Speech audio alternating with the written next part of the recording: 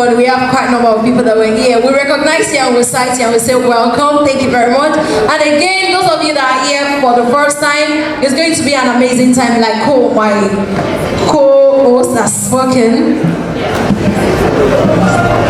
Alright, as he has said, and we promise that you're going to have an amazing time. Like he said, my name is Ejadonibo Abeke. Yes, you can call me Big Fish. You can call me Abeke. Someone wants to clap, please clap now. The initiative is urgent. For too long, African stories have been told from outside, diluted and deformed.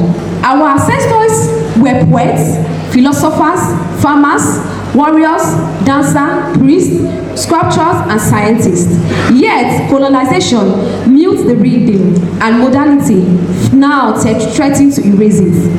This conference was born out of a need to resist cultural, to say to the world and to ourselves that Africa is not just a continent without voice, but a giant raising in stories, strength, and self-definition. The change we seek is already stirring. I have seen it in the eyes of the youngest, reciting Oriki with pride. I have heard it in the drumbeats at grassroots. On your head and the shoes on your feet. Distinguished ladies and gentlemen that are here, I salute all of you. My task is a very easy one. But first of all, let me also use this opportunity to apologize that I missed the maiden edition of this program last year. I was invited, but unfortunately, as of the time the program was running, I was out of the country. My sincere apology. I want to appreciate the convener of this program.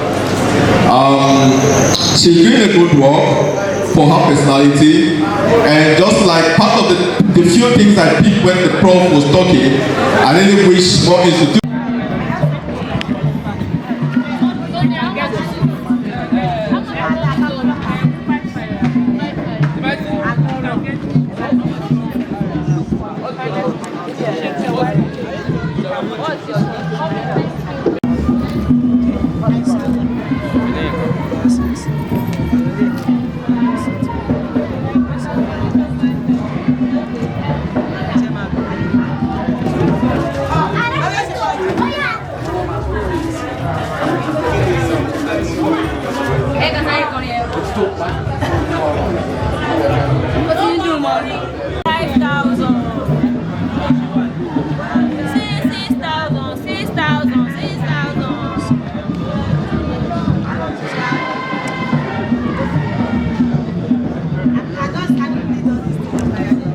Don't worry, I'm not.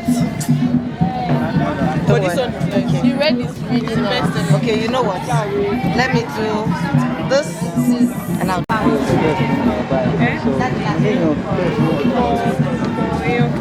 Okay.